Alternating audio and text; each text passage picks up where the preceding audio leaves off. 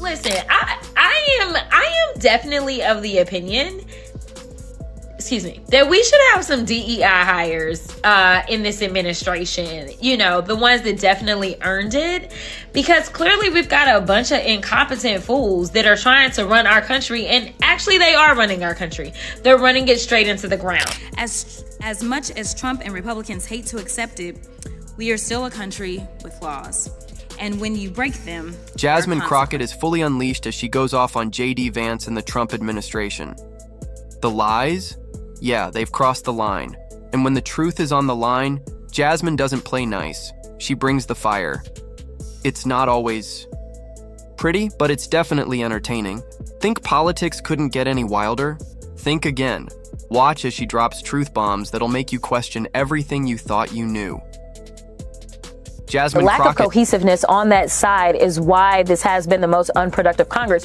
People all over X and everything is like, well, they don't deserve anything. They're so unproductive. Let me tell you, the people that y'all keep putting in charge are the reason that we are unproductive, because they don't understand how to govern. And honestly, they don't even have a will to govern. And the fact that they are allowing somebody who basically is a shadow president to come out and tell them what to do, including Donald Trump, because listen, we know that Elon, as they have touted about how they need to get rid of the immigrants. Let me be clear. Elon cannot become president of the United States because he is an immigrant who has gained U.S. citizenship later on in life. So he's not qualified to be, or he's not allowed to be under our Constitution. So instead, he decided that he was going to buy a president. And right now, didn't just go off on JD Vance and the Trump administration. She obliterated them. When it comes to calling out lies and untangling the political mess, Jasmine is leading the charge with enough fury to power a small city. And trust me, she didn't hold anything back. No one's safe when Jasmine Crockett has the mic, especially not JD Vance, the guy who probably spends more time in Ohio than in the reality of his own thoughts. And then there's the ever-volatile Trump administration, a circus where the clowns aren't funny, and the lions might just eat you for dinner. But this isn't just about JD Vance. FBI. But my concerns as ranking member of this subcommittee, as a member of Congress, and as an attorney, as well as a citizen, are based on things called facts. And when I say facts, I mean clear, indisputable facts, not those alternative facts my Republican colleagues continue pushing onto his heart for thinking he holds any real political weight. No, this is about something much bigger. Donald Trump's delightful chaos, which has somehow seeped into every corner of American life, from his Twitter tantrums to his complete inability to speak without sounding like he's auditioning for America's Got Talent Disaster Edition. This man has turned political discourse into a joke, and somehow, every time he opens his mouth, the nation holds its breath, bracing for what's coming next. Spoiler alert, it's rarely good. And I'm tired of it, because I didn't come to this chamber to play games. I came to this chamber to answer to the people, the American people, and to make sure that we keep the American people safe. And if we don't get something done, as they talk about the border, I do want to be clear, the only reason we haven't gotten funding for the border is because they killed, the House Republicans here, killed the bill that they actually sent us from the Senate side. If they want to do some work, let me tell you something, the Democrats are ready, and it seems like the Senate Republicans are ready. If you're enjoying this, don't forget to subscribe. Jasmine Crockett steps into the mess like a lioness on a mission. She doesn't just take on JD Vance, she drags Trump and his entire circus of lies, gaslighting, and political nonsense into the ring. Let's be real, Trump is the kind of guy with more skeletons in his closet than a haunted house. The difference? His skeletons don't even bother trying to hide. Here's a fun fact. Trump doesn't need a strategy. He's just out here living his... Let's just do a quick evaluation. I mean, when we look at Rudy Giuliani, I know that Rudy Giuliani has lost everything from his law license to his money to his dignity. Heck, he was even losing his hair dye, okay? Like, he has lost everything along with any other lawyer that's ever associated with him. And so now we get to JD Vance when he picks a VP running mate. And he also picked another loser, right? Like, because now the single cat ladies are coming for their ticket. Like, I mean, this guy is a loser. And I just need America to step up one more time and remind him, just like they reminded him 4 years ago, that he's a loser. Life like it's a reality show where every week brings a new surprise. I'm going to do something else that makes zero sense. That's the guy Jasmine Crockett had to deal with. She doesn't just gently tap on his administration's failed attempts at governing. No, she punches it in the face with the grace of a wrecking ball. The moment Jasmine calls out Trump, you know it's about to go down. It's like the ultimate showdown between someone who's ready to tell it like it is and someone who thinks stringing random words together counts as having a policy. So, what does Trump do when faced with the truth? He pulls out his usual playbook. Deny, deflect, and pretend like nothing ever happened. But Jasmine? She's not having it. She's ready to take those lies and turn them into confetti.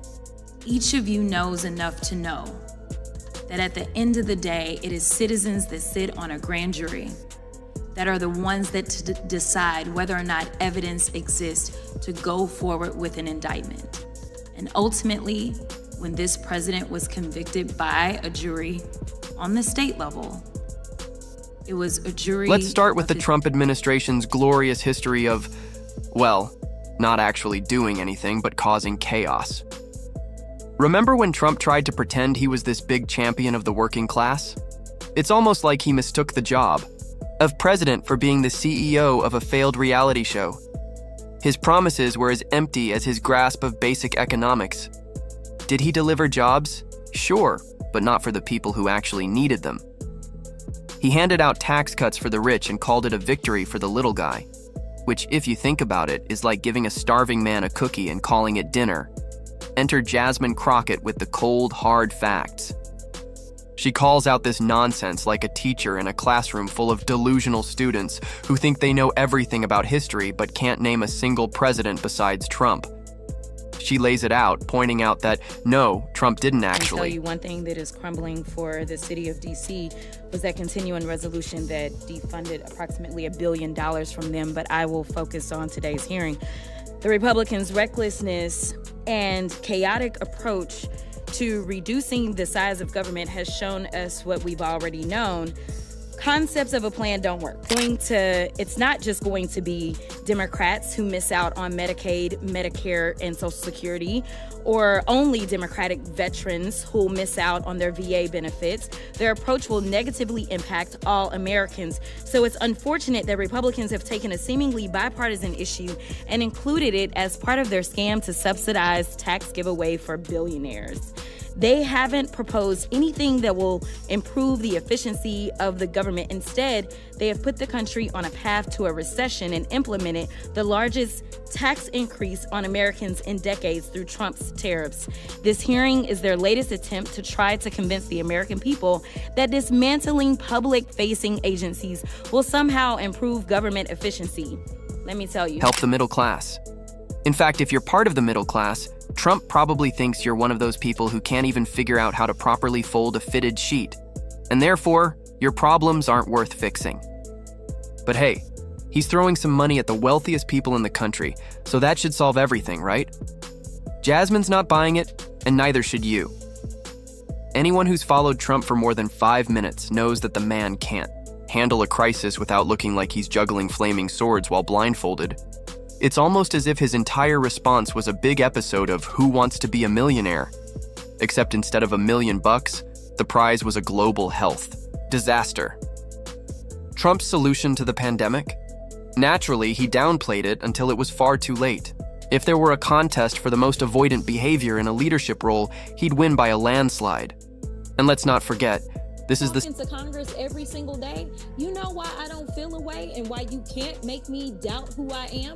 Is because I know that I had to work 10 times as hard as they did just to get into the seat. When you look and you compare me to Marjorie Taylor Greene or me to Lauren Boebert, there is no comparison. And that is the life that we have always lived. So the only people that are crying are the mediocre white boys that have been beaten out by people that historically have had to work so much harder. This is why they don't want us to have education. This is why they are trying to literally say we won't fund the HBCUs, because they know that if they've already gone after affirmative action and they're saying, you know what, don't allow them to come into, say, these PWIs, as we call them, don't allow them to come into these institutions. We know why they created the HBCUs in the first place. It was because they wouldn't allow us into the white... Same guy who suggested we just drink bleach. Because of course, what could possibly go wrong with that advice? Oh, JD Vance. Remember when he was practically the poster child for political confusion? He couldn't decide if he was on Team Red or Team Blue. But what he did know was that he couldn't stand Donald Trump. When JD decided to throw his hat in the ring and take down Trump, it was like watching a toddler throw a tantrum at a fancy dinner. No punches were pulled. JD went full throttle, calling out the orange man like he'd just discovered the internet's worst Twitter feed. Trump was the villain in JD's comic book, a walking, talking stain on the Republican Party, the very reason America was in trouble. JD didn't just disagree with Trump lightly. He went straight for the jugular, calling him a charlatan and a dangerous figure. And honestly, it felt like JD was waving a flag that read, "Look at me, guys. I'm not part of that crazy circus."